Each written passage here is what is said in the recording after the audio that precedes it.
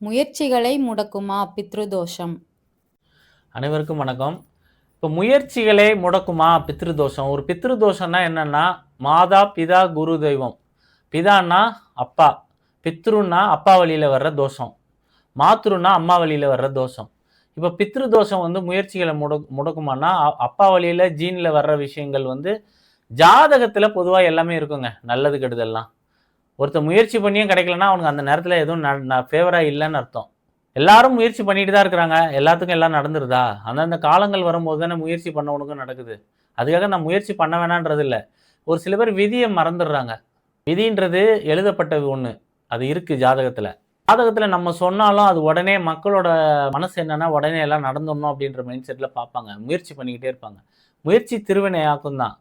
ஆனா அந்த முயற்சி திருவினையாக்குன்றது அவன் ஜாதகத்துல அவன் முயற்சி பண்ணி திருவினையாக்கும்னு விதி இருந்தால் தான் பண்ணணுமே தவிர எல்லாத்துக்கும் முயற்சி பண்ணலாம் கிடைச்சிடாது.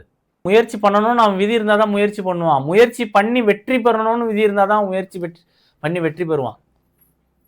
அதை விதியை தெரிஞ்சுக்கிறதுக்கு ஜோதிட முறைகள் இருக்கு. பாஸ்கர முறையில் ஒருத்தரோட விதியை நம்ம தெரிஞ்சுக்கலாம். கண்டிப்பாக அதுபடி தான் நடக்கும். வீடியோ தொடர்ச்சியாக பாருங்கள், ஷேர் பண்ணுங்கள், சப்ஸ்கிரைப் பண்ணுங்கள். நன்றி, வணக்கம்.